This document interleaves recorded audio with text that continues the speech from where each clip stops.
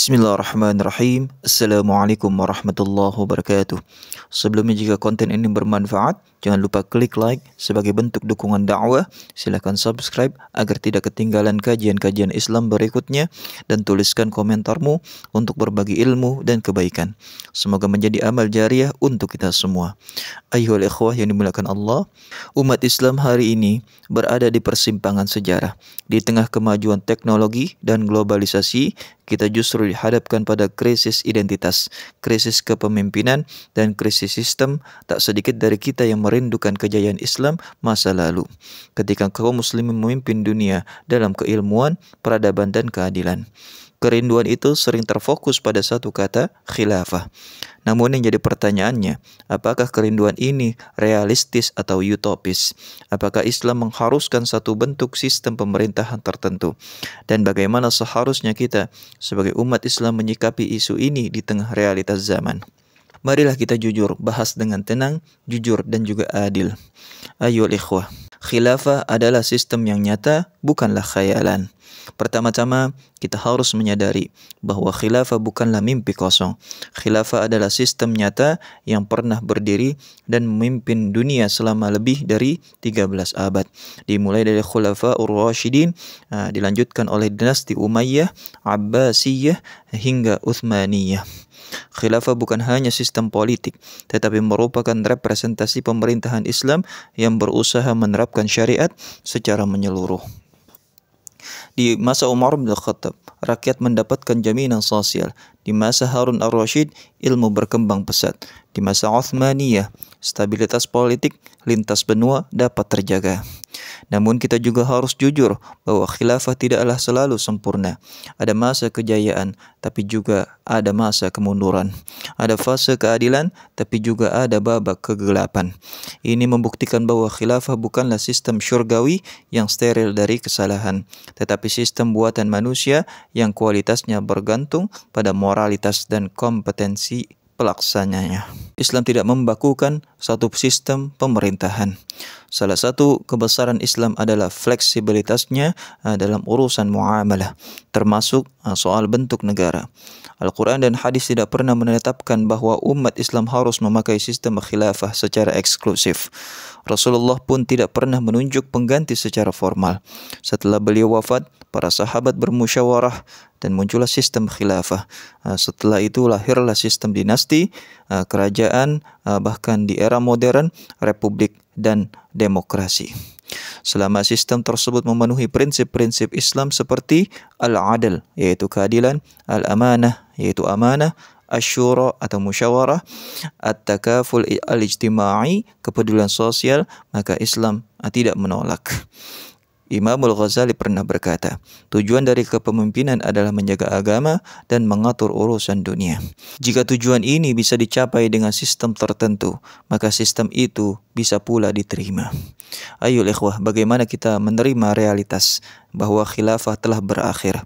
Realitas sejarah haruslah diterima. Sistem khilafah sudah berakhir, yaitu pada masa khilafah Utsmaniyah yang berakhir pada tahun 1924. Dunia muslim saat ini terbagi menjadi lebih dari 50 negara. Masing-masing memiliki sistem pemerintahan yang beragam. Ada yang monarki, ada yang republik, ada yang parlementer, ada juga yang presidensial. Sebagian menganggap ini sebagai keterpecahan umat, tapi sebagian lainnya melihat ini sebagai peluang bahwa Islam bisa berkembang dalam berbagai bentuk pemerintahan sepanjang prinsip Islam bisa ditegakkan.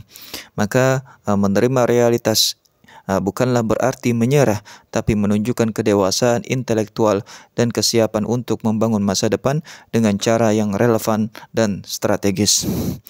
Yang selanjutnya, khilafah bukanlah solusi instan atas masalah umat. Sebagian pihak beranggapan bahwa bentuk khilafah tegak, semua persoalan umat akan selesai. Banyak yang berpikiran kemiskinan akan lenyap, korupsi akan hilang, persatuan terjadi otomatis. Padahal ini adalah pandangan yang simplistis. Khilafah bukanlah tongkat sihir tanpa kesiapan ilmu akhlak dan struktur sosial yang matang. Khilafah hanya akan menjadi slogan politik belaka. Bahkan dalam sejarah, khilafah juga mengalami pemberontakan, perebutan kekuasaan, bahkan keruntuhan.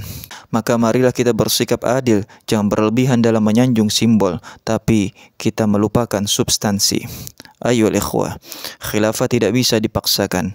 Islam mengajarkan bahwa perubahan harus dilakukan dengan hikmah, ilmu dan kesabaran, bukan dengan kekerasan, apalagi mengkafirkan sesama muslim. Rasulullah selama 13 tahun di Mekah berdakwah, membangun kesadaran umat sebelum membangun sistem. Bahkan di Madinah pun beliau memulai dari membangun piagam sosial atau mitsaq Madinah, bukan revolusi. Maka siapapun yang ingin memperjuangkan sistem Islam hari ini harus menempuh jalur damai, konstitusional, berbasis dakwah dan dialog, bukan melalui provokasi dan konflik.